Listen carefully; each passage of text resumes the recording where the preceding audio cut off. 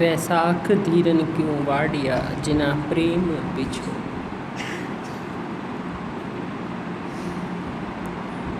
चैत में सत असत का निर्णय किया जिज्ञासु ने। सत का निर्णय करके प्यास बताई, प्यास बहुत है, और जो मिलाद है प्रभु से उसकी शरण पकड़ना चाहते थे। अब इस वैसाख में प्रेम उमड़ा है। चरण पकड़ने के बाद प्रेम उमड़ा है, और प्रेम में कह रहे हैं कि प्रेम जिसको हो जाए, वैसाख धीरन क्यों वाडिया, उसको कैसे धीरज आए। प्रेमी को धीरज नहीं होता, जिज्ञासु को धीरज नहीं होता, जिसको धीरज उसको प्रेम नहीं। सामान्य व्यवहार में भी जिसको किसी से प्रेम हो जाए तो मिलन की प्यास होती है, धीरज नहीं होता।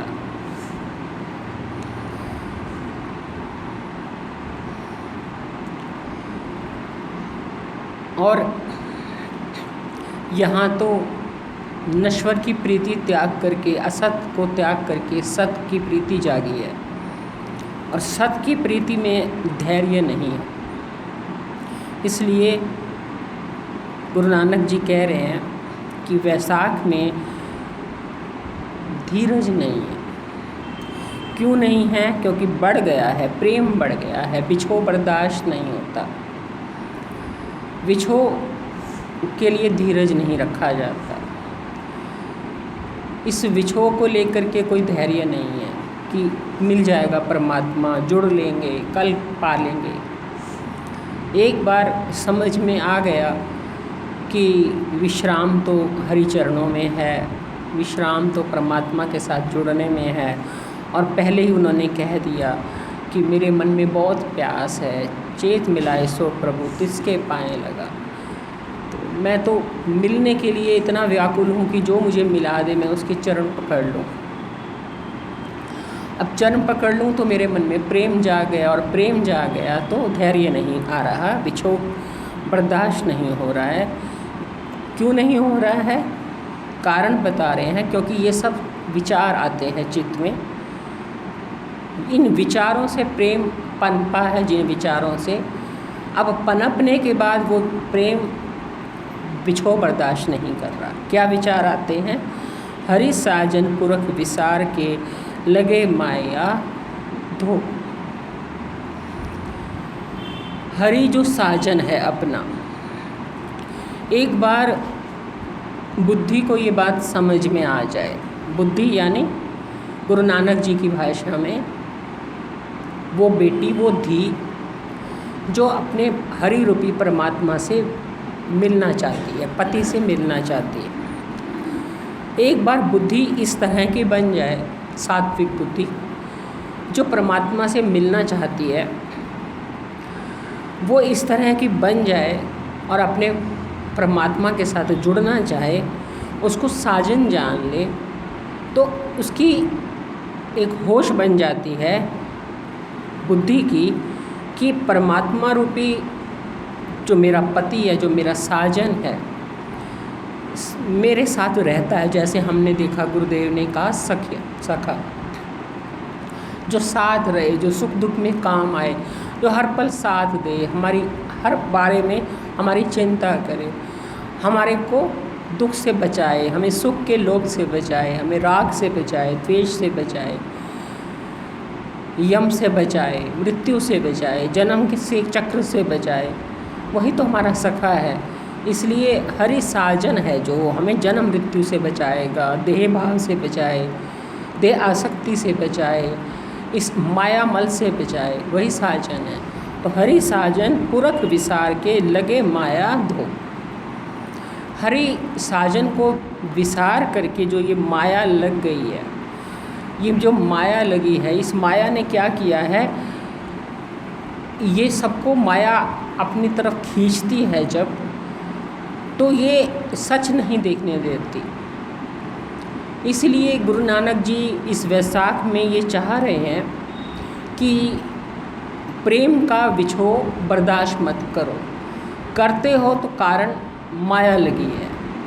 माया के कारण तुम हरि साजन को विसार के माया के साथ जुड़ जाते हो। तो वृत्तियों को निग्रह करना है। वृत्तियों को वैशाख के महीने में गुरु नानक जी का ये संदेश है कि यदि तुमने विचार से, समझ से, संसार के स्वरूप को देख करके ये सोच बनाई है कि परमात्मा ही मेरा सखा है, परमात्मा ही मेरा अपना है और उसी का मुझे दर्शन करना है, मैंने असत का त्याग कर दिया, मुझे सत से जुड़ना है, प्रेम बढ़ाया है, तो अब उसका वियोग नहीं बर्दाश्त करना, उसके साथ जुड़ना है और वियोग बर्दाश्त नहीं करना।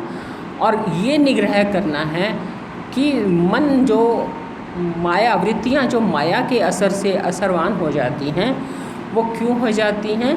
क्योंकि हरि साजन को विसार देती हैं। हरि साजन पूर्वक विसार के लगे माया, तो ये माया लग जाती है जो अंतःकरण को मलिन कर देती है। इसलिए इस माया का स्वरूप किस रूप में है, किस किस रूप में ये सामने आती है? पुत्र कलत्र न संगी धना हरि अविनाशी ओहो। ये जो माया है ये पुत्र के रूप में, परिवार के रूप में, संबंधों के रूप में, ये कोई तुम्हारा साथ नहीं देता, कोई साथ नहीं देता। ना संगी धना, ये तुम्हारे साथ नहीं देते। साथ नहीं देते का मतलब ये है, क्योंकि जब माया लगी रहती है तो ऐसा लगता है यही साथ देते हैं और कौन साथ देता है। गुरु नानक जी के स्वरूप में कह रहे हैं कि साथ नहीं देते, क्योंकि जब आपका शरीर छूटा जाएगा, आपको मृत्यु आएगी, आप इस संसार को छोड़ के जाएंगे, तो आपको ये, जिनको आपको लग रहा है कि ये साथ देते हैं, ये आपके साथ नहीं जाएंगे। ना कोई भी वस्तुएं जाएंगी, ना कोई व्यक्ति जाएगा, ना कोई संबंध जाएगा। जब देह ही नहीं जाएगी तो कुछ भी नहीं जाएगा।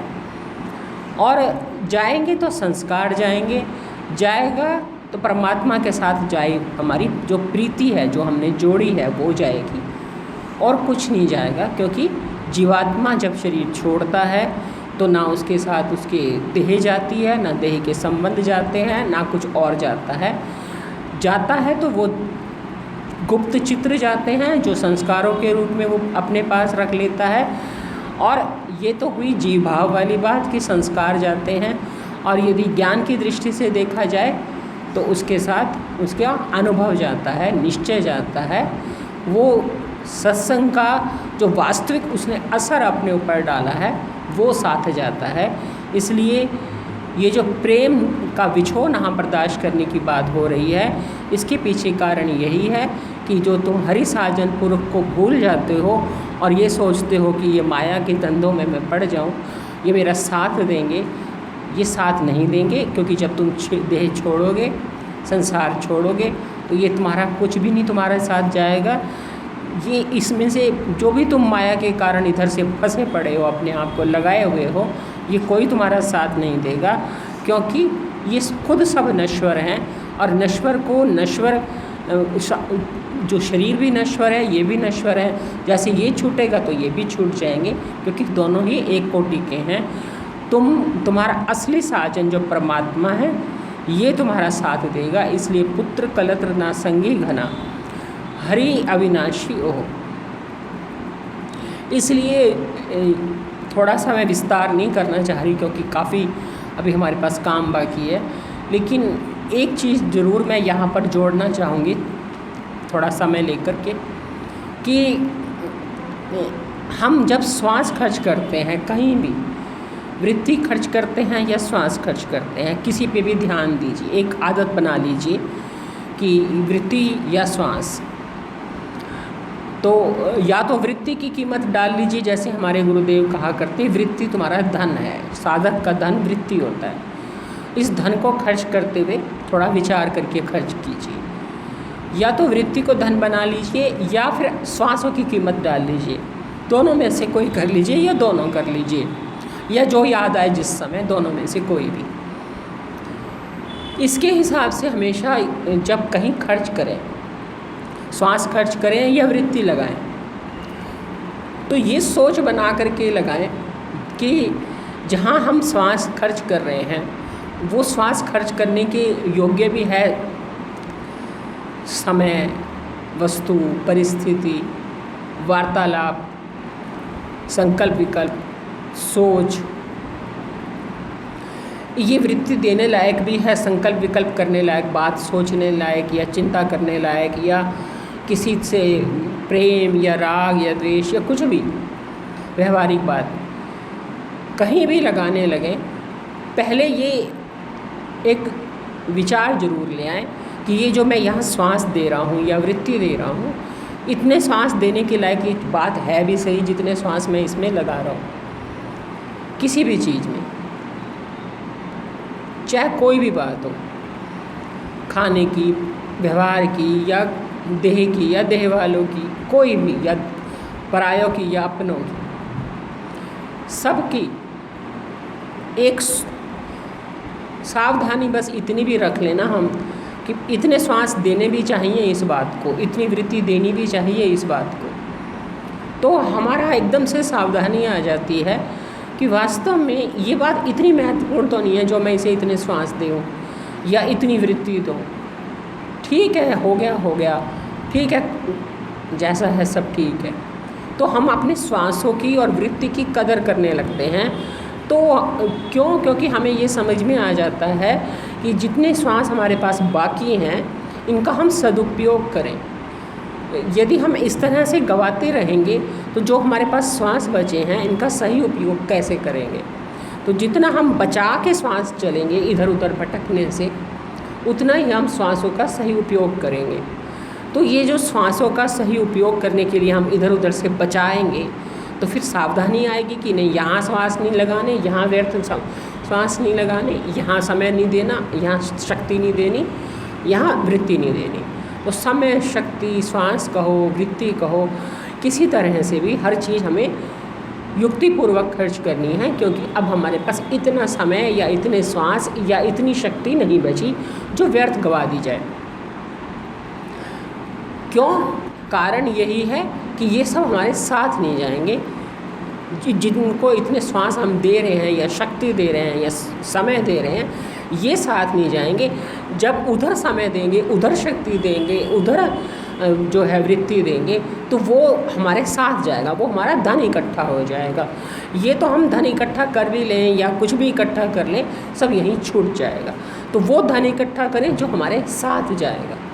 तो इसलिए जितना भी समय बचा है, शक्ति बची है या योग्यता बची है, बुद्धि की, वृत्ति बची है, बुद्धि की जितनी ताकत बची है, शक्ति बची है, शरीर की, मानसिक शक्ति, शारीरिक शक्ति जो भी बची है, इसको उस चीज़ में को बचाने में लगाएं जो अविनाशी है, उसके साथ जुड़ने में लगाएं, क्योंकि वो मेरे साथ जाएगा। बाकी सब यदि मैं इकट्ठा कर भी लूँ तो वो अभी के अभी भी व्यर्थ हो जाता है, बाद में तो क्या ही काम आएगा। अभी के अभी भी खर्च हो गया, कोई ख़ास उसका कोई फ़ायदा नहीं होता। माया से ऐसे लगता है कि कुछ फ़ायदा है, ये मोह है जो आपको कुछ का कुछ दिखाता है। ज़रा हम सावधानी से देखें तो हमें ये दिखाई देगा कि ये तो अभी के अभी भी हमारे कुछ काम का नहीं है, और मृत्यु के समय तो ये क्या ही काम आएगा। तो हर चीज़ को जितनी उपयोगिता है, जितना जीवन में उसका महत्व है, उतना ही समय शक्ति कहो, श्वास कहो, वृत्ति कहो, कुछ भी कहो, उतनी ही देनी चाहिए। इसलिए ये सोच बना करके कि ये साथ नहीं देंगे। साथ कौन देगा? हरि अविनाशी परमात्मा मेरा अविनाशी है, और चूँकि अविनाशी के साथ जुड़ेंगे तो मैं को अविनाशी के साथ संबंध बनाने से ये फ़ायदा है कि शरीर छूट जाएगा, पर चूँकि अविनाशी से संबंध बनाया है तो अविनाशी का संबंध तो अविनाशी होगा, विनाशी का संबंध विनाशी होगा। तो विनाशी के साथ संबंध बनाने पे वो तो टूट ही जाएगा, और जो अविनाशी का संबंध है वो कैसे टूट सकता है? तो वो तो टूट ही नहीं सकता। इसलिए यहाँ पे हम जानते ही हैं कि भगवत गीता में स्पष्ट भगवान ने कहा है कि अंत में भी यदि कोई मेरे को याद करे तो भी उसका जो है आगे गति सही हो जाती है। और यदि जीवन में जितना भी तुम इसको अपने समेट लेते हो, वो तुम्हारे जो है तुम्हें योग भ्रष्ट बना देता है। तुम निर्मल जन के यहाँ जन्म लोगे, श्रीमान के यहाँ जन्म लोगे, और जो अपना कल्याण इच्छा जिसको मिली दुर्गति नहीं मिलती उसको, यदि कल्याण इच्छा बसी जिसके दुर्गति क्यों मिले उसे।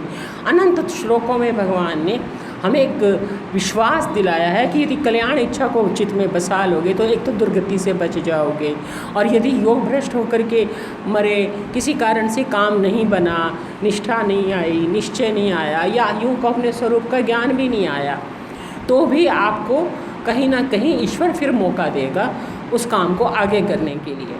जैसे हमें गुरुदेव उदाहरण देते कि तुम कोई काम करते करते सो गए, कोई बुनाई करते करते सो गए, कोई पढ़ाई करते करते सो गए, तो तुम सुबह दोबारा वहीं से काम शुरू करोगे, जब भी खाली होगे वहीं से काम करोगे, जितना तुमने कर लिया था उससे आगे चलोगे।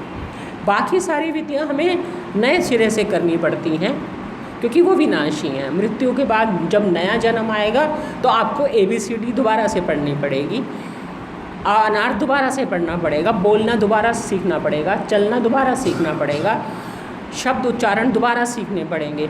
लेकिन ये जो है ये अविनाशी की विद्या है, ये मृत्यु के बाद भी हम वहीं से आगे बढ़ेंगे, जितनी हमने सीख ली उसके आगे से हमारा आगे बढ़ेंगे। ये इसका नाश नहीं होता, ये विद्या ऐसी है, इसका नाश नहीं होता।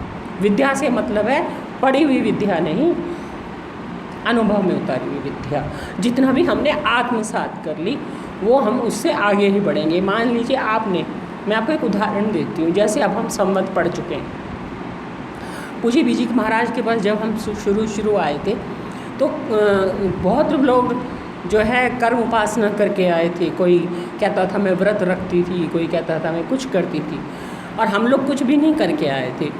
तो पूज्य बीजी महाराज कहते थे कि जिसको ज्ञान समझ में आ रहा है तो वो ये मान के चलो कि वो कर्म उपासना पूर्व जन्मों में करके आया है और तभी ज्ञान समझ में आ रहा है। तो यदि इस जन्म में आपने निष्काम कर्म करने की आदत डाल दी, एक निष्काम कर्म करने की भी आदत डाल दी।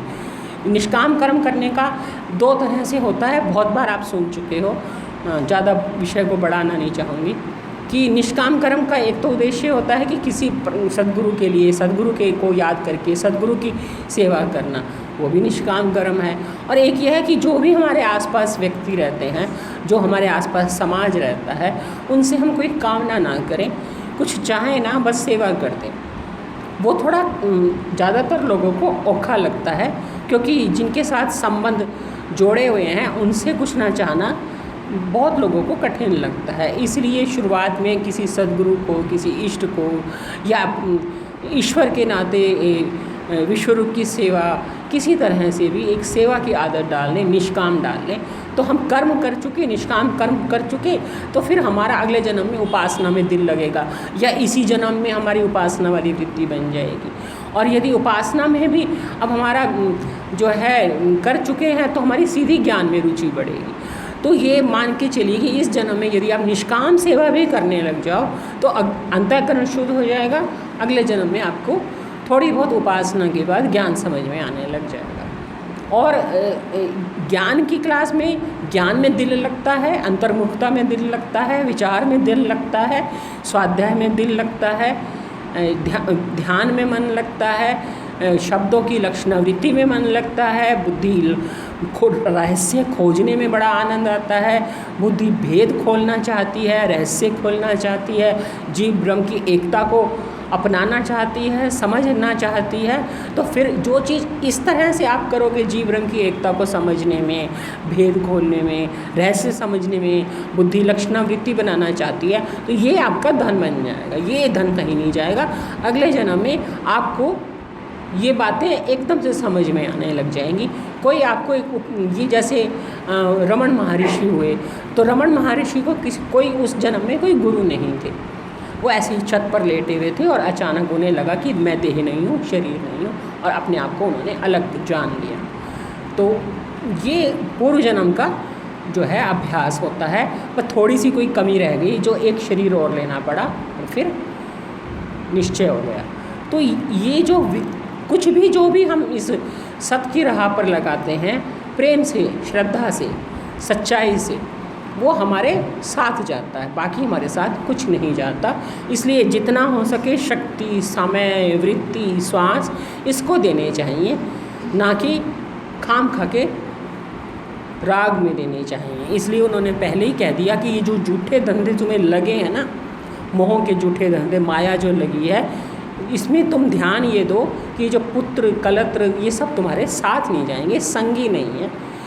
देह से इनका काम करो, देह से इनकी सेवा करो, इनको संगी मत मानो, इनको श्वास मत दो, इनको अपने चित्त मत दो, इनको अपनी वृत्ति मत दो, इनको अनावश्यक समय मत दो, अनावश्यक शक्ति मत दो। क्योंकि जब वृत्ति नहीं दोगे तो फिर अनावश्यक समय भी नहीं देने का मन करेगा और अनावश्यक शक्ति देने का भी मन नहीं करेगा। क्योंकि वृत्ति बचाने में समय और शक्ति भी बचानी स्वाभाविक है, समय और शक्ति तो बचा ही जाएगी। तो इस सोच को देख करके गुरु नानक जी कह रहे हैं कि पुत्र कलत्र ना संगी घना हरि अविनाशी हो। ये सब तुम्हारे साथ नहीं जाएंगे, एक हरि अविनाशी ही है जो तुम्हारा अपना है। पलच पलच सगली मुई झूठे धंधे हो। तुम जो पच पच करके झूठे धंधे में, मोह के झूठे धंधों में मरे जा रहे हो, फंसे पड़े हो। पच पच के मतलब फंस के जो फंसे पड़े हो, पच रहे हो, अपने आप को फंसा रखा है इन संसार के झूठे धंधों में, मोह के झूठे धंधों में। तो ये तुम ऐसे फंसे पड़े हो कि अंदर से तुम दुखी हो, अंदर से तुम तंग हो, परेशान हो, ऐसे किसी को दिखा भी नहीं सकते कि तुम कितने तंग हो और बता भी नहीं सकते, लेकिन अंदर से तंग हो। तंग क्यों हो? क्योंकि तुमने अपने आप को परिचिनता में बिठा रखा है, एक दायरे में बिठा रखा है, एक तंग जगह में बिठा रखा है। अपने आप को बस इंद्रियों वाला, अंतःकरण वाला बना करके रखा हुआ है। तो अंतःकरण और इंद्रियां बनाने से हम एक तंग जगह पे आ जाते हैं कि इतने ही हैं हम। आत्मा जानने से हमारी तंगी खत्म हो जाती है, क्योंकि हम तंग जगह पे नहीं बैठे, अब हम व्यापक हो गए। लेकिन जब हम अंतःकरण के साथ, चित्त के साथ, वृत्तियों के साथ तादात्म्य करके रचे पचे रहते हैं तो हम तंग हो जाते हैं। और तंग होने के कारण विक्षिप्त रहते हैं, औखे रहते हैं, करते भी हैं पर अंदर अंदर औखे रहते हैं, खुश नहीं रहते, सेवा भाव नहीं बनता, औखा भी लगता है, राग भी आता है। तो वो कह रहे हैं इसलिए आता है कि औखा भी लगता है, राग भी आता है, छोड़ना भी चाहते हैं, छोड़ने का मन भी नहीं करता। राग कहता है छोड़ो मत, और वैसे औखा लगता है। तो ये कारण क्या है? पच पच करके तुम सब मरे जा रहे हो। क्यों मरे जा रहे हो? किस में मरे जा रहे हो? झूठे धंधे मोह में। ये सब झूठे क्यों हैं? क्योंकि झूठे इसलिए हैं क्योंकि जिसको तुम अपना समझ रहे हो तुम्हारे हैं ही नहीं। वो तो कह रहे साथ नहीं देंगे। साथ नहीं देंगे का मतलब है कि ये तो जीवात्माएं हैं जिनका तुम्हारी देह के नाते नाता बन गया है और तुम उनको अपना मान रहे हो। जीवात्मा कभी किसी का नहीं होता, वो यात्रा पर निकला है, एक यात्रा ख़त्म करके दूसरी यात्रा पर चला जाएगा। तुम्हारे से सिर्फ वही नाता है जो तुमने इस देह के कारण देखा है। किसी से तुमने माँ का देखा है, किसी से तुमने पति का देखा है, किसी से तुमने पुत्र का देखा है, किसी से तुमने कोई और देखा है। ये जो तुमने नाते देखे वो देह के नाते हैं। जीवात्मा का तो यात्रा चल रही है। उस यात्रा में अब इस जन्म में कोई और मिला है, अगले जन्म में कोई और मिल जाएगा, अगली जन्म में कोई और माँ हो जाएगी, पूर्व जन्म में कोई और माँ थी।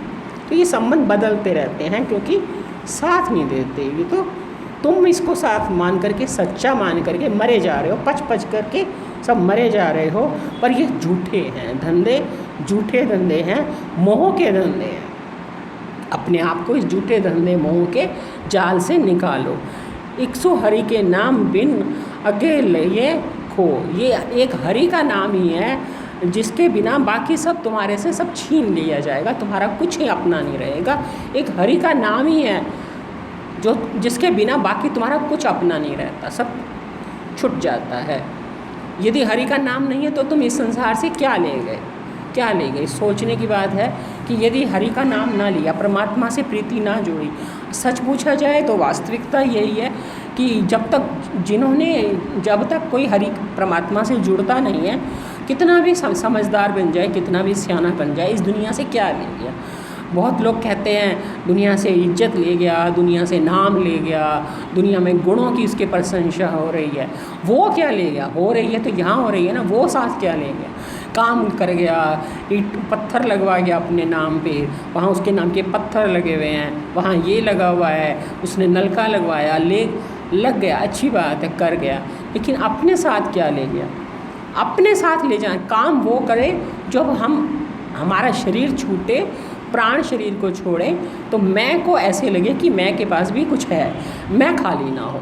और मैं खाली कब ना हो कि जब मैं का परमात्मा से संबंध बना हुआ होगा, वो महसूस करेगी कि असल में जिसके साथ संबंध बनाना था वो संबंध बनाने में मैंने अपने आप को पुरुषार्थ कराया, मेहनत कराई, जुड़ाव बनाया, तो वो मेरे काम आएगा, क्योंकि मृत्यु के समय वही काम आएगा। आगे सब संग्रांथों में इस तरह की चर्चा गुरु नानक जी ने करी है और वो बार बार इसी चीज़ को हमें होश दिलाना चाहते हैं कि एक हरि के नाम के बिना और कुछ तुम्हारे काम नहीं आएगा। ये सब झूठे धंधे मोह हैं, ये सब तुम्हारे से आगे छीन लिए जाएंगे, कुछ साथ नहीं रहेगा। दे विसारी विगुचना प्रभु बिन अवर न कोई, ये सब जो तू विसार देता है और परमात्मा के बगैर और सबको तू चुन लेता है, इधर उधर तू भटकता रहता है, ये सब तेरे जो है काम नहीं आएंगे, क्योंकि बिना प्रभु के और कोई तेरा अपना नहीं है। ये तू बार बार अपने आप को एहसास दिला कि बिना प्रभु के तेरा और कोई अपना नहीं है, क्योंकि ये सब तेरे से छीने जाएंगे। इसलिए तू इनको जो जिस परमात्मा को तू विसार देता है उसको मत विसार, और इधर झूठे धंधे मोह से अपने चित्त को निकाल। चित्त को निकाल, शरीर को नहीं निकाल, चित्त को निकाल। चित्त को निकालने के लिए युक्ति यही है जो संतों की द्वारा दी गई है, शास्त्र के द्वारा दी गई है, कि दो बातें हमारे दिमाग में रहें कि एक की शक्ति, योग्यता और श्वासों की बड़ी कीमत है, ये परमात्मा की देन है, ये मेरी अपनी चीज़ नहीं है, इसलिए मैं इसका दुरुपयोग नहीं कर सकता।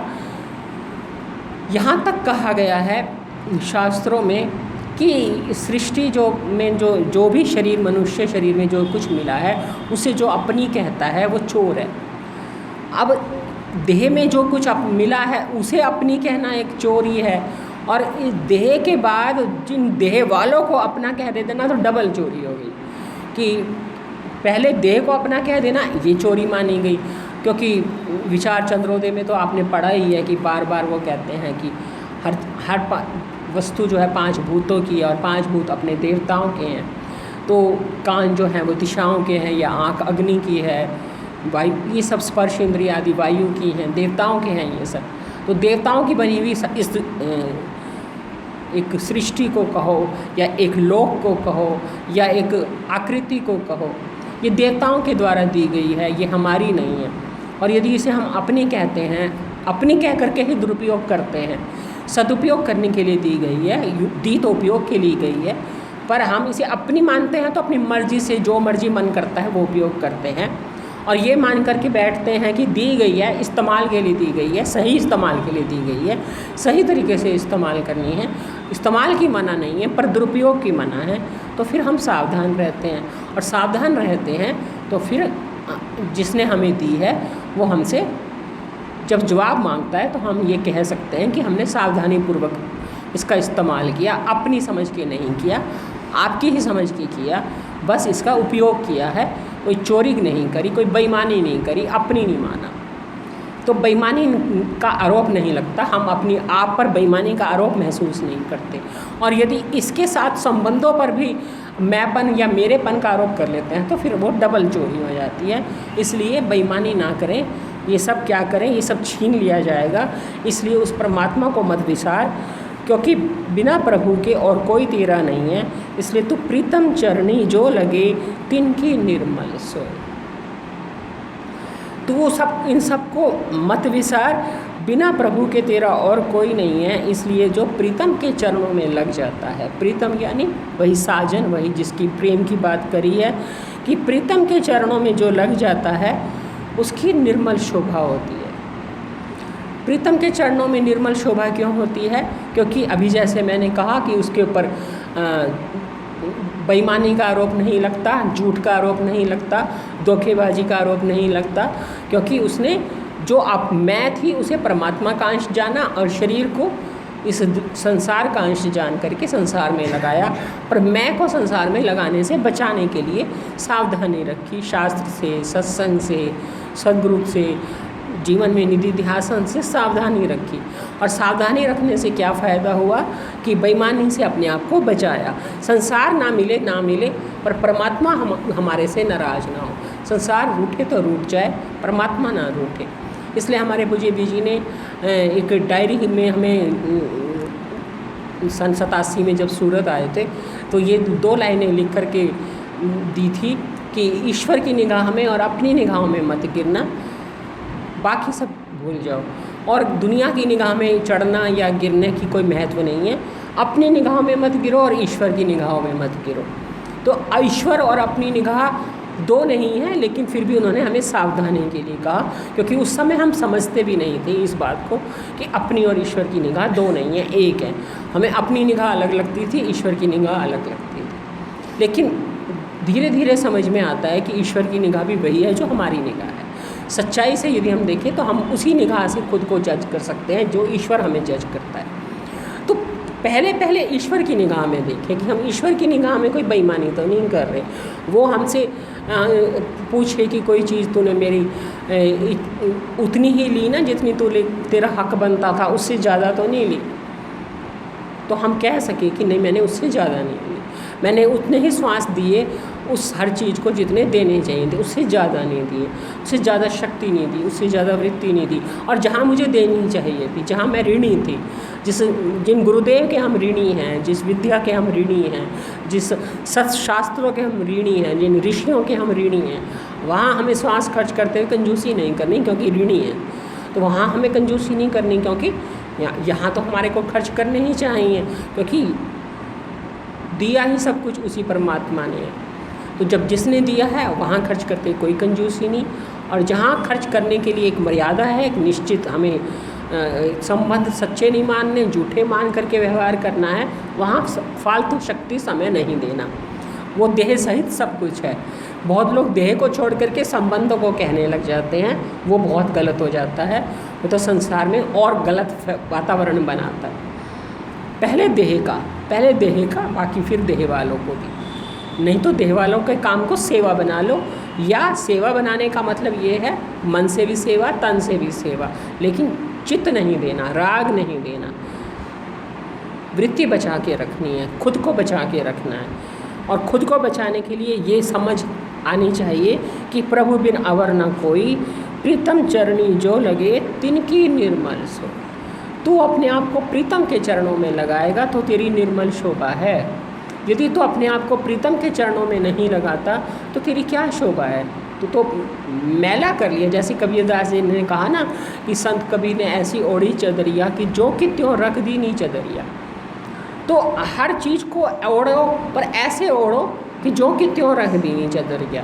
पूज्य भी जी ने किसी बात पर एक बार मेरे को कहा था कि मेरा अंतःकरण गंगा जल की तरह है, उसमें कुछ भी डालो कोई फ़र्क नहीं पड़ता, गंगा जल की तरह प्योर रहता है, उसमें कोई कभी भी मैल नहीं आता। तो ये निर्मलता कैसे आई?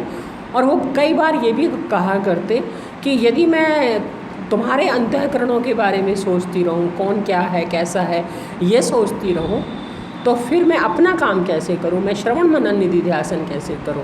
इसलिए मैं कभी किसी के बारे में नहीं सोचती। तुम आते हो अपने संस्कार साथ लाते हो, जाते हो अपने संस्कार साथ ला जाते हो। तो ये जो ज़्यादातर आप देखोगे कि ऐसा अंतःकरण आपको मिलेगा नहीं कि जो ये कह सके कि मैं किसी के बारे में ज़्यादा नहीं सोचती, किसी के बारे में सोचती ही नहीं, क्योंकि मुझे अपने काम से मतलब है। मैं श्रवण मनन निधि ध्यासन कैसे करूं, अपना काम कैसे करूं, यदि मैं तुम लोगों के बारे में सोचती रहूं। लेकिन आपको ऐसा एग्जाम्पल मिलेगा नहीं। ज़्यादातर जो है ना, गुरुदेव को छोड़ करके चेलों के बारे में ज़्यादा सोचते हैं। गुरुदेव को तो नहीं इतना विचारते होंगे, चेलों के बारे में ज़्यादा सोचने लग जाते हैं। जब ये मुकाम उनके पास पड़ता है तो उनसे ज़्यादा अच्छे रिलेशन बना लेते हैं, उनसे बहुत प्यार बढ़ा लेते हैं और उनके बारे में सोचते भी बहुत हैं, उनसे मोह ममता भी बढ़ा लेते हैं। गुरुदेव की ममता कम हो जाती है, इधर ज़्यादा ममता बढ़ जाती है। ये कलयुग का प्रभाव है। लेकिन हमने पूज्य भी जी महाराज को देखा है, महाराज जी से उनकी प्रीति कभी कम नहीं हुई और हमारे लोगों से प्रेम था, सबको प्रेम देते थे, लेकिन उनके बारे में सोचते नहीं थे। प्रेम आत्मा के नाते होता था, वो राग वाला प्रेम या अपने हैं उस तरह का कोई प्रेम नहीं था, क्योंकि उन्होंने अपने आप को निर्मल रखा हुआ था, किसी से रागवान नहीं करा हुआ, किसी से संबंध नहीं, चित्त से कोई संबंध नहीं जोड़ा हुआ। इसलिए उन्होंने कहा प्रीतम चरणी जो लगे। ये ऐसे नहीं आ जाता। हम किसी को कहें कि तू ऐसा बन जा, तू ऐसे संसार से मोह मत कर, तू किसी से अपना राग मत बढ़ा। मनुष्य का स्वभाव है आसक्ति का। आसक्ति के स्वभाव के कारण वो किसी ना किसी से तो आसक्ति करेगा ही करेगा। यदि उसकी आसक्ति परमात्मा से हो जाए तब ये आसक्तियाँ छूट सकती हैं। और यदि परमात्मा से आसक्ति ना हो, सद्गुरु से आसक्ति ना हो, शास्त्र से आसक्ति ना हो, अपने आत्मा से आसक्ति ना हो, तो फिर चित्त तो है ही आसक्ति के लिए ही बना है, तो किसी न किसी से तो आसक्ति करेगा ही। इसलिए गुरु नानक जी कहते हैं कि अपने आप को प्रीतम, पहले तो उसको प्रीतम मानो। प्रीतम मानोगे तो ये तो स्वाभाविक सी बात है। आपने कभी सोचा होगा, कभी ध्यान दिया होगा कि मन का एक स्वभाव है कि जिसको वो प्रीतम कह देता है या जिसको अपना कह देता है उससे उसकी प्रीति हो जाती है। तो ये अभ्यास करना चाहिए बार बार कि मेरा आत्मा या मेरे सद्गुरु या मेरा परमात्मा मेरा अपना है, मेरा प्रीतम है, मेरा अपना है और मेरा कोई अपना नहीं है। तो यदि ऐसा अभ्यास नहीं होता, आप लोग सुन रहे हो ना, पीछे वाले बड़े बोरिंग मुंह चेहरे बनाते हैं, इसलिए मुझे कोशिश करती हूँ मैं पीछे ना देखूँ। बोरिंग से चेहरे क्यों बनाते हो इतनी ऊंची विद्या सुन के? या तो मेरे बताने में कुछ कमी है। चलो कमी है तो मैं कोशिश करूँगी कि मैं सुधारूँ, पर मुझे बता दिया करो कि कहाँ कमी है। तो दूसरी बात यह है कि एक तरीका मैं आपको बताना चाहूँगी कि यदि प्रीतम वाली वृत्ति नहीं बनती, क्योंकि मैंने जैसे आपको कहा कि चित्त में जो आसक्ति है, आसक्ति का तो चित्त का स्वभाव है, चित्त है ही जल तत्व का, तो जल का काम ही है फैलना और वो फैलेगा ही, बहना उसका काम है। तो बहना या फैलना उसका काम है, जहाँ भी पानी डल जाएगा वो बह जाएगा तो फैल जाएगा। तो चित्त भी जल तत्व का है तो वो बहता है तो फैल जाता है। अब इसको फैलने से बहने से बचाने के लिए इसकी दिशा बदलनी पड़ती है। दिशा बदलने के लिए जो है क्या किया जाए, ऐसी दिशा सत्संग सुन के बदलती तो सबकी बदल जाती, सत्संग सुनने से मात्र से तो बदलती नहीं है। ये तो झूठा दावा कोई कर देगा कि हमारी सिर्फ सत्संग सुनने से बदल गई। वो बदलेगी भी तो इतनी कछुए की चाल से बदलेगी कि जन्म ही ख़त्म हो जाएगा। तो उसमें जो है एक काम ये करना चाहिए कि जब भी आप समय अपने आप को देना चाहते हो, कि देखो सबसे बड़ी शर्त तो यह है कि हम अपने आप को कितना समय देना चाहते हैं। हमारे लिए इतनी मुख्यता तो हो कि जो हम सुन के आते हैं, जिनको हम सुन के आते हैं, जिनका हम ऋण लेके आते हैं, उनके लिए हम कुछ करें तो सही ना। घर जाके बस सुन के आ गए, ऋण लेके आ गए और किया कुछ ना घर जाके, तो वो तो ऋण चढ़ जाता है, उल्टा ही ऋण चढ़ जाता है। सुन करके कुछ ना करो तो ऋण तो पक्का चढ़ता ही है, और कुछ भी ना करो ऐसे ही छोड़ के चले जाओ तो उल्टा ज़्यादा ऋण चढ़ जाता है। तो वैसे भी ऋणी होते हैं और ना करो तो डबल ऋणी हो जाते हैं। तो ये ध्यान दें कि हम क्या करें कि हमें कुछ ना कुछ तो खुद को समय देंगे। समय देने पर फिर हमें ये काम करना चाहिए कि अपने आप को बार बार इस मन को कहो या अपने आप को कहो, जिसको भी आपको सही लगे, जिसको भी आपको लगे कि वो सुन रहा है और असर हो रहा है। मन को कहना पे असर होता है तो अच्छा है, नहीं तो खुद को कहो। खुद को ये कहो कि मैं जो तेरा प्रीतम है, तेरा जो असली है, जैसे उन्होंने कहा और कोई तुम्हारा साथ नहीं देगा, सब छोड़ के चले जाएंगे, ये चीज़ें खुद को एहसास करानी, ऐसे एहसास करानी। और एहसास कभी कभी क्या होता है कि हम इतने संसार में बेहोशी की नींद में आते हैं कि जब कोई हमें हिला के होश में भी लाता है ना, तो जितनी देर हिलाता है हम होश में आते हैं, हिलाना बंद कर देता तो हम फिर सो जाते हैं। तो फिर नींद हमारी टूटती ही नहीं है। बस जितनी देर किसी ने हिला के जगाया, आंखें खोली, उसने हिलाना बंद कर दिया, फिर सो। अब किसी को इतनी गहरी नींद हो, हिला के झकझोरा तो जागा, झकझोरना बंद किया फिर सो गया। तो ऐसे अंतःकरणों का क्या किया जाए?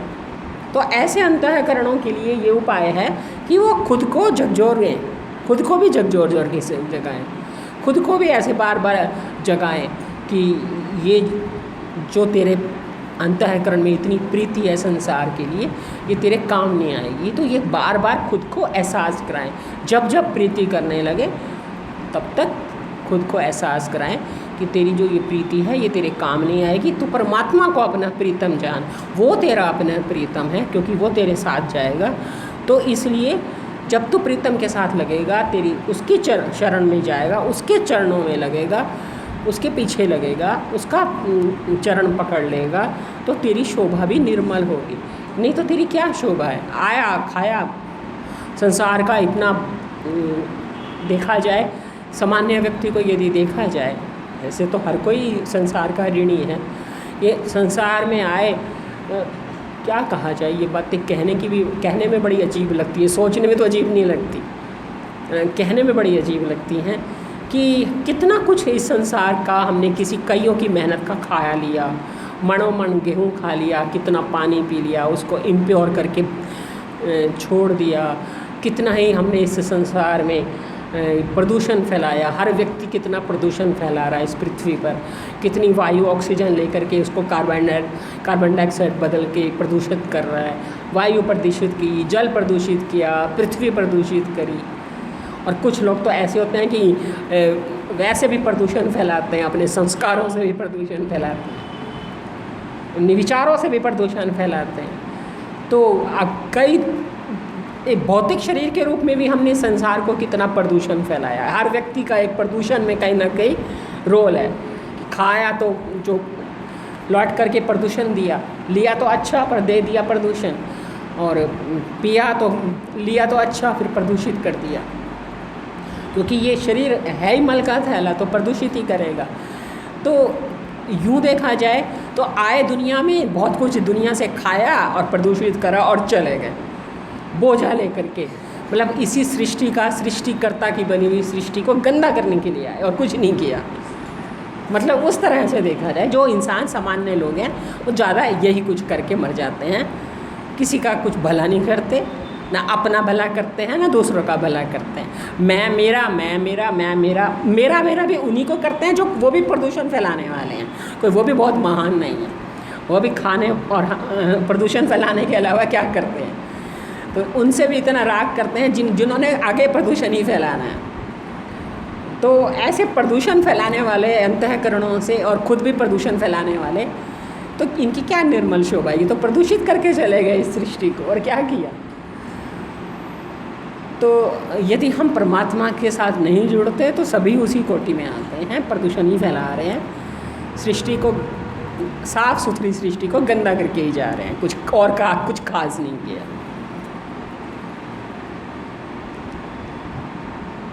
तो थोड़ा सा तो कुछ ऐसा करें कि ना हमें शर्म भी ना आए कि हमने आए और हमने किया। तो प्रीतम चरणी जो लगे तिनकी निर्मल सोए, नानक की प्रभु बेनती प्रभु मेले प्राप्त होए। तिनकी निर्मल शोभा है।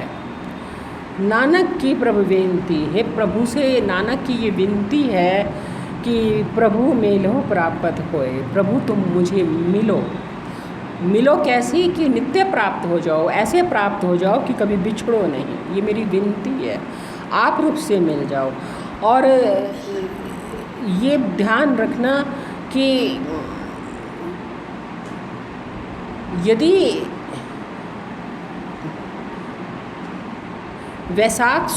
बताती हूँ अभी, वैशाख सुहावा ता लगे जा संत भेटे हरि सोए, कि नानक जी प्रभु से विनती करते हैं कि मुझे प्रभु मिलाओ और प्राप्ति करें, ऐसा मिलाओ कि प्राप्त हो जाओ। और मेरे लिए तो ये वैशाख तब सुहावा होगा जब मुझे संत भेट जाएंगे, संत मिल जाएंगे। क्योंकि संत मिलने का क्या फ़ायदा होगा, अभी हम बात कर रहे थे कि निर्मल शोभा की, और यहाँ पर अब गुरु नानक जी ने बात करी है कि ये मेरी विनती है कि प्रभु मुझे मिल जाओ, प्राप्त हो जाओ। मेरे लिए तो ये वैशाख सुहावना हो जाएगा, क्योंकि वैशाख थोड़ा सुहावना महीना है, तो वैशाख सुहावना मुझे तब होगा। बाहर मौसम कितना भी सुहावना हो, मेरे मन का मौसम कैसा होगा, मैं मन से कैसा सुहावनापन महसूस करूँगा कि जब मुझे संत मिल जाएंगे, संत मुझे भेट जाएंगे। संत मिलने का क्या फ़ायदा होगा कि संत मिलने से, एक तो संत चलते फिरते परमात्मा के विज्ञापन है, इससे अच्छी बात मुझे जीवन में और कोई नहीं लगती इस संत की यदि कोई परिभाषा करने लगे तो मुझे सबसे अच्छी बात ये लगती है कि संत क्या हैं, जिनको देख करके हमें परमात्मा की याद आती है।